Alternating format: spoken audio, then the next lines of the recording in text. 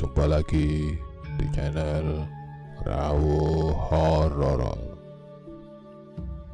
dimana channel ini menceritakan kisah-kisah horor nyata yang langsung diceritakan oleh narasumber. Semoga kawan-kawan semua diberikan kesehatan, kelancaran rezeki yang berlimpah. Sebelum mulai bercerita, silakan klik tombol like,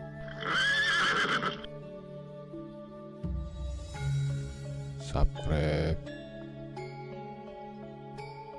komen,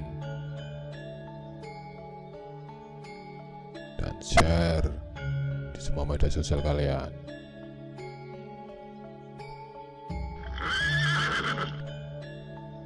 Subscribe itu gratis, sobat.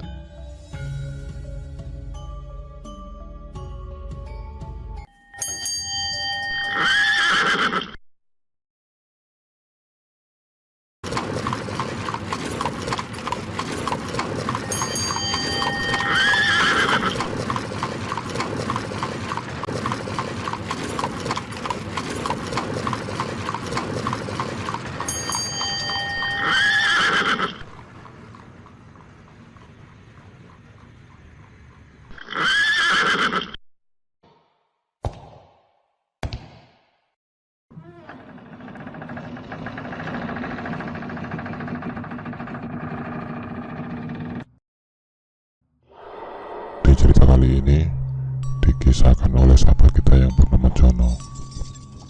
Jono adalah seorang pemuda yang baru menyelesaikan pendidikannya di SMA pada tahun 2011. Begitu Jono mendapatkan surat kelulusan, Jono pun gak pakai lama langsung mencoba melamar pekerjaan di beberapa perusahaan yang dia tahu membuka lowongan pekerjaan dari koran atau info-info sesama teman. Dan gak sampai menunggu lama, beberapa hari kemudian Jono pun mendapatkan panggilan interview dari sebuah perusahaan swasta yang berada di kota Surabaya. Akhirnya Jono pun mempersiapkan diri untuk berangkat interview ke kota tersebut pada tanggal yang sudah ditentukan. Karena Jono bertempat tinggal di Kabupaten N yang jaraknya sekitar 3 jam perjalanan dari kota Surabaya, Jono pun harus berangkat pagi-pagi sekali agar tidak terlambat interview. Apalagi mengingat Jono berangkat ke kota tersebut menumpang angkutan umum bis antar kota. Sehingga cerita, di hari interview pun Jono langsung diterima di perusahaan tersebut sebagai staf administrasi dan mulai bekerja pada Senin minggu depan. Beruntungnya, kebanyakan karyawan di perusahaan tersebut juga adalah orang luar kota, dan mereka di kota tersebut diizinkan tidur di kantor sama bosnya. Dan Jono pun ditawarin tidur di kantor daripada keluar ongkos untuk sewa kos. Jono pun merasa sangat senang dapat kerjaan baru dan bosnya baik. Dia jadi bisa hemat ongkos di kota tersebut daripada dia harus keluar ongkos untuk menyewa kos. Tibalah di hari Senin di mana Jono mulai bekerja. Awal mula bekerja semua baik-baik saja. Kalau untuk masalah pekerjaan, sebenarnya sih nggak ada masalah, normal-normal saja. Sampai suatu ketika sekitar 3 bulan, Jono bekerja di kantor tersebut. Bosnya pun berencana membeli rumah kosong yang berada di samping kantor Jono untuk dijadikan mes perusahaan, karena bosnya Jono prihatin melihat anak buahnya kalau tidur di malam hari cuma gelaran kasur lipat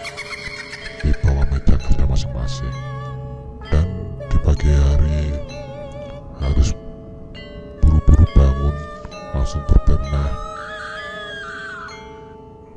merapikan tempat kerjanya lagi, dan mereka pun juga kebingungan menyimpan barang-barang mereka. Jadi karena itulah bosnya mau membuatkan mes agar bisa lebih rapi dan lebih nyaman untuk mereka tempati.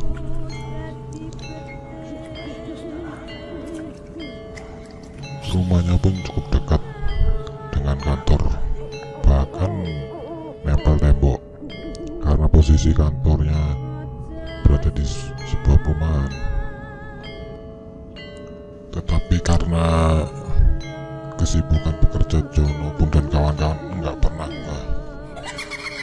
pernah begitu memperhatikan rumah di samping kantor itu.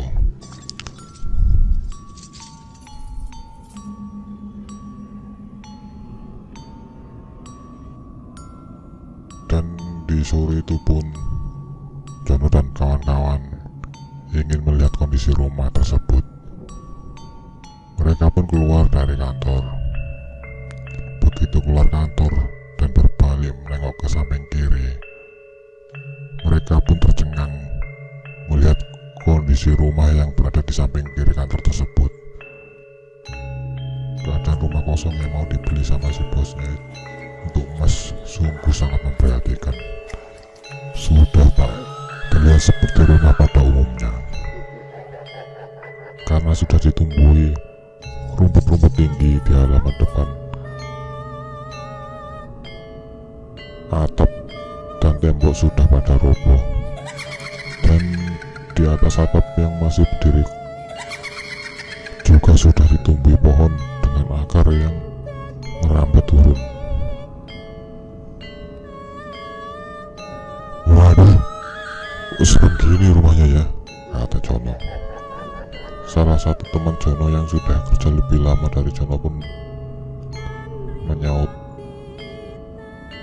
"Iyalah bang, kata orang-orang sini aja waktu aku beli makan di warung depan sudah kosong, gak keurus, udah cukup lama puluhan tahun."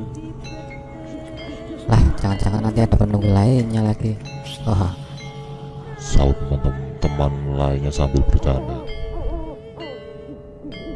Bisa jadi itu, balas teman yang lainnya. Sebulan kemudian rumah itu pun sudah resmi dibeli sama si bos dan mulai direnovasi agar layak ditempati kembali. Waktu pengerjaan renovasi itu pun cukup singkat, hanya memakan waktu sekitar 2 bulan.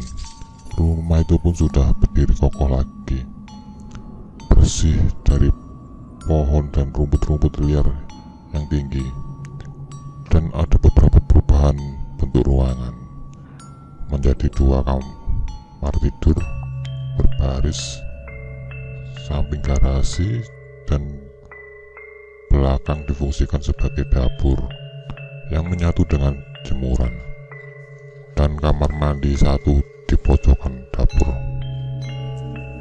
Dapur pun terlihat cukup luas karena rumah dimajukan sehingga teras langsung sangat mepet dengan jalan. Sampai waktunya untuk ditempati, tidak lupa di awal mau menempati mes, bosnya pun mengadakan syukuran layaknya pindahan rumah. Selepas acara itu pun Jono dan kawan-kawan langsung menempati rumah tersebut.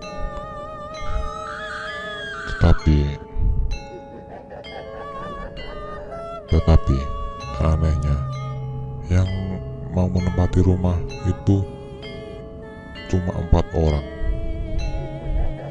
termasuk Jono dan teman-teman yang lainnya,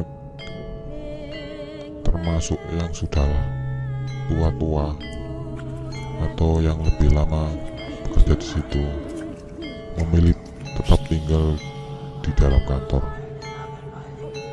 Karena cuma 4 orang yang bersedia tinggal di mes tersebut, dibagilah menjadi 2 orang tiap kamar. sebut saja Adi dan Wisnu di kamar depan, sedangkan Jono dan Dani di kamar belakang. Di minggu-minggu pertama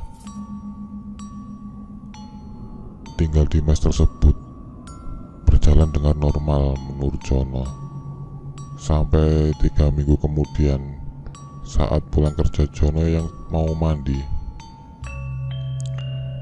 Karena kamar mandinya cuma satu, jadi Jono pun mengantri karena di dalam kamar mandi sudah ada Dani yang mandi duluan.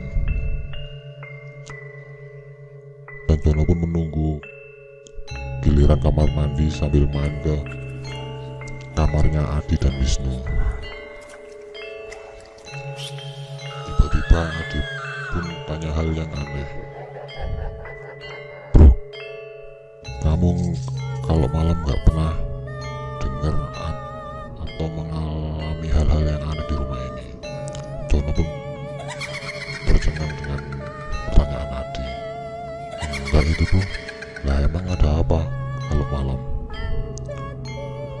Adi pun menjelaskan, kalau malam aku sering mendengar banyak anak kecil main di teras berlarian, dan kadang ketok-ketok kaca jendela kamarku dan pintu garasi. Jono pun menanggapi dengan santai, alah paling anak-anak tetangga bro. Masa anak tetangga main sampai jam 12 malam dibiarin? Kadang sampai jam 3 pagi masih main di sini bro. Kok nggak dicariin sama ibunya? Terus pernah beberapa malam juga ketuk-ketuk pintu kamarku dan suaranya berlarian di dalam garasi mengarah ke dapur. Kan pintu garasi juga sudah dikunci bro. Disitulah Jono langsung terkaget mendengar pernyataan Adi. Loh, masa kayak gitu? Aku kok nggak pernah denger ya?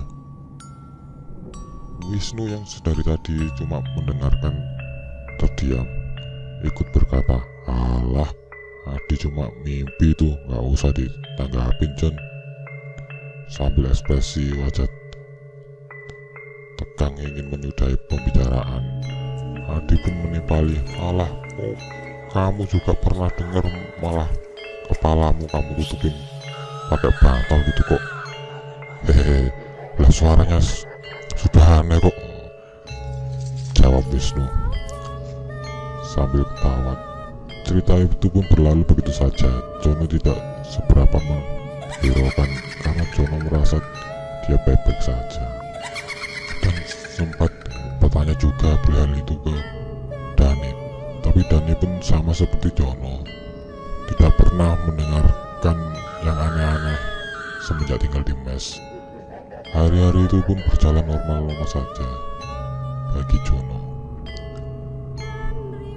Sampai suatu malam sekitar 2 bulan Jono menempati mes tersebut, dia tiba-tiba terbangun di tengah malam sambil merasa masih ngantuk. Jono pun mau tidur kembali. Tiba-tiba dia mendengar. Tiba-tiba pendengarannya pun mendengarkan suara yang berisik. Setelah didengarkan dengan sesama sambil mengantuk, Jono pun berkonsentrasi mendengarkan suara apa sih itu. Dan setelah dengarkan dengan seksama, ternyata suara berisik itu adalah suara anak-anak yang sedang bermain, berlarian. Dan anehnya suara anak-anak itu berada di dalam mes, padahal semua pintu mes kalau malam pasti sudah dikunci. Seketika ngantuk Jono pun hilang dan berubah jadi tegang terus merinding. Karena begitu mendengar suara tersebut, Jono pun teringat cerita Adi. Dia pun berusaha supaya bisa tidur kembali. Tapi semakin berusaha tidur, Jono pun semakin tidak bisa tidur. Akhirnya Jono pun cuma bisa berpura-pura tidur, berdiam diri di atas kasur, sambil terus mendengarkan suara itu. Jono pun sebenarnya penasaran mau melihat Dani juga bangun atau tidak, tetapi Jono tidak bisa melihat Dani karena kebetulan tempat tidur Jono dan Dani adalah tempat tidur tingkat, jadi tempat tidur lama, tempat tidur tingkat lama yang terbuat dari besi, sehingga posisi Jono pun tidak bisa melihat ke posisi tidurnya Dani.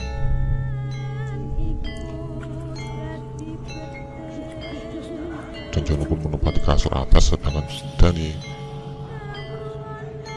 di kasur bawah. Jadi posisi Jono tidak bisa untuk melihat ke tempat tidur Dani. Dan Jono mau turun dan membangunkan Dani, tapi Jono pun mengurungkan itu karena Jono merasa takut kalau nanti ada apa-apa atau melihat sesuatu yang aneh-aneh. Jadi dia cuma bisa diam tengkurap di kasur sambil berpura-pura tidur, sambil terus dipaksa mendengarkan suara-suara anak-anak itu terus berlarian dari garasi ke dapur. Dan tak cuma di situ, suara anak-anak itu pun di dapur juga terdengar, membuat mainan ala-ala dapur seperti timba, kayu, dan lain-lainnya, sampai suaranya semakin berisik sambil ketawa-ketawa selayaknya anak-anak kalau sedang bermain. Dan terkadang ada suara dari kamar mandi seperti seseorang yang sedang main air. Jono pun semakin ketakutan sampai mengeluarkan keringat dingin.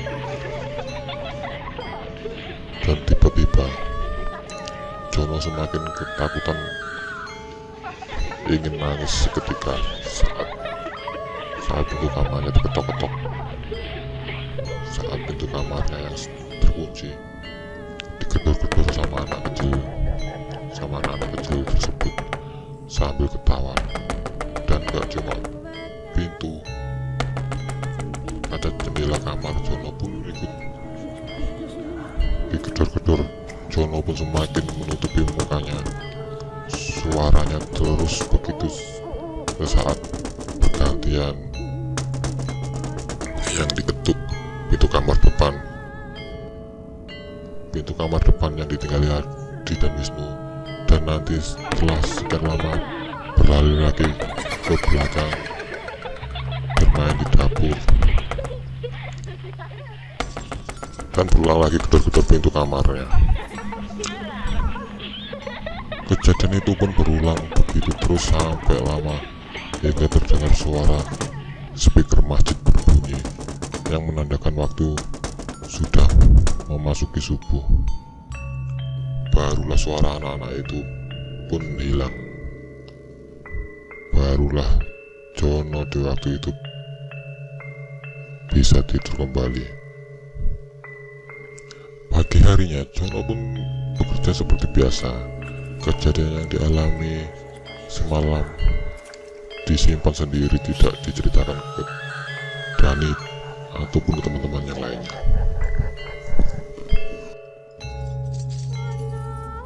Sampai akhirnya suatu malam kemudian kejadian itu pun sudah terlupakan. Dan akhirnya di malam itu terulang kembali kejadian yang sama. Suara anak-anak bermain, berlarian, dan gedor-gedor pintu kamar, jendela, bergantian dari kamar depan ke kamar belakang, sampai masuk waktu subuh kembali. Barulah Jono bisa tidur kembali. Terus begitu Tapi anehnya itu nggak setiap hari kejadian itu terjadi, cuma di malam-malam tertentu. Jadi kayak seminggu kadang itu 3 kali. Jadi kadang seminggu cuma 3 malam ada kejadian itu. Kadang juga seminggu itu 4 malam. Jadi ada jaraknya. Kayak malam ini terjadi, anak itu bermain pelarian, esoknya enggak, baru lusanya. Terus begitu terus sampai sudah beberapa bulan Jono menempati mes itu, kemungkinan sekitar 5 bulan. Hal lebih ekstrim pun terjadi pada Jono di suatu malam. Pas enak-enaknya Jono tidur malam itu, dan kejadian-kejadian itu udah terlupakan lah, karena Jono udah sering mengalami, jadi udah terbiasa. Tiba-tiba hal aneh pun terjadi kembali, dan ini gak seperti biasanya yang Jono rasakan. Tiba-tiba tempat tidur Jono pun bergoyang-goyang pada malam hari itu. Karena Jono tidur di kasur atas, jadi goyangannya itu semakin terasa.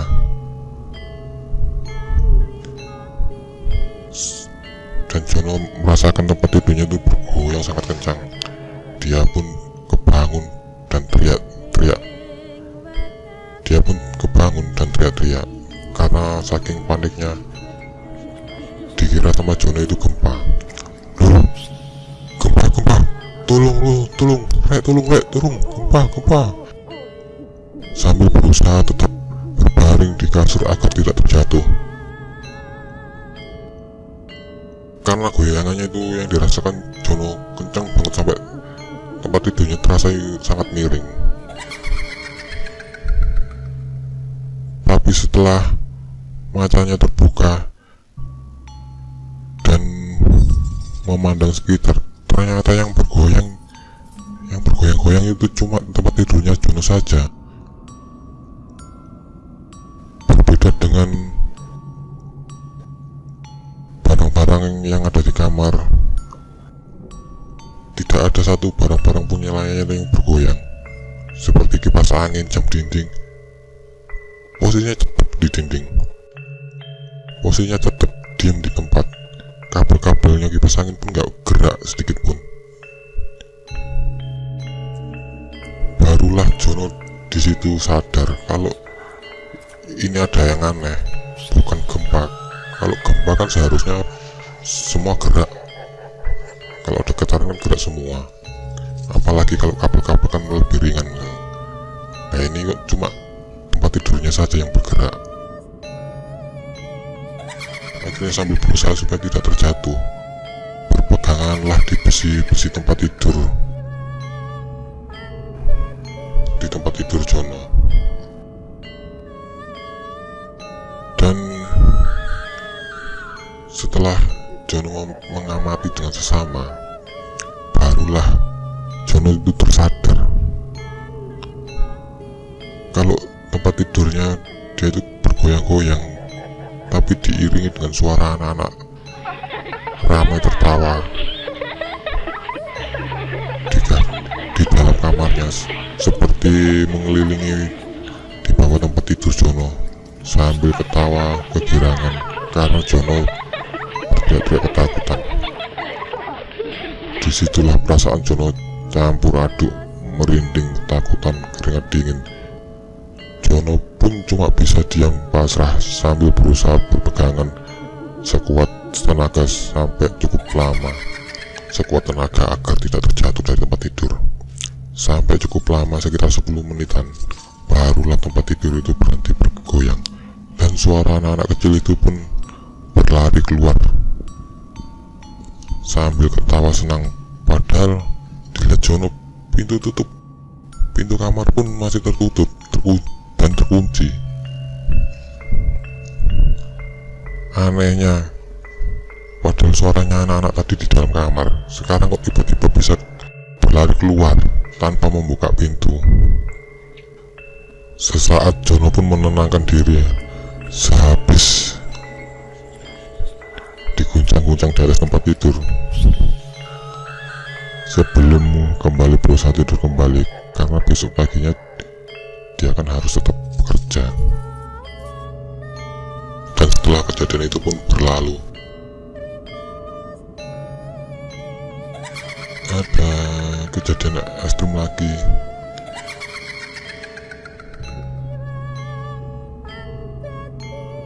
Yang jaraknya sudah cukup lama dari kejadian malam itu yang dia digoyang-goyang di ranjang.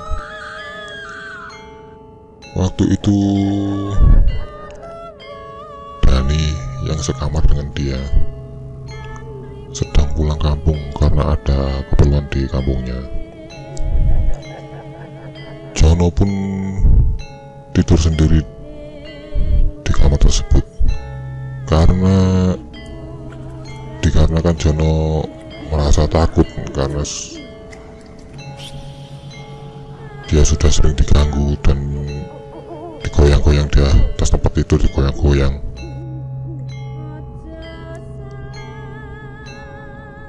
Apalagi dia sekarang sendirian. Akhirnya Jono pun memutuskan untuk tidur di kasurnya Dani. Awalnya Jono tidur pun biasa-biasa saja sampai sudah malam. Jono pun sudah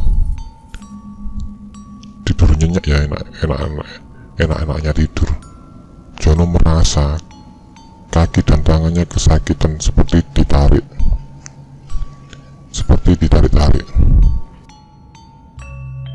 Jono pun jadi terbangun dalam kondisi sadar gak sadar.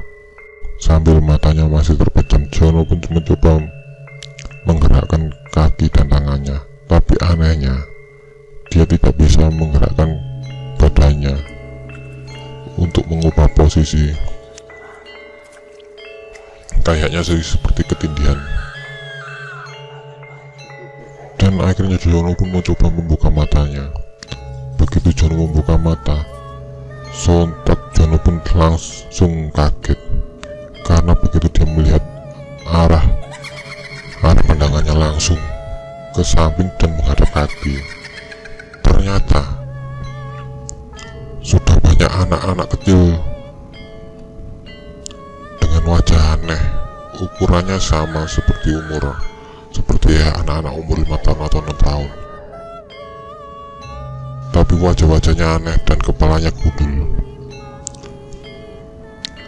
Wajahnya penuh bedak tebal warna putih, mata bulat hitam, dan tidak memakai baju, cuma memakai celana putih seperti pampers. Tapi Jono melihatnya itu sebenarnya bukan pampers, kayak kain yang dibalutin membentuk seperti pampers gitu. Mereka berdiri berjajar di samping Jono, mengelilingi Jono,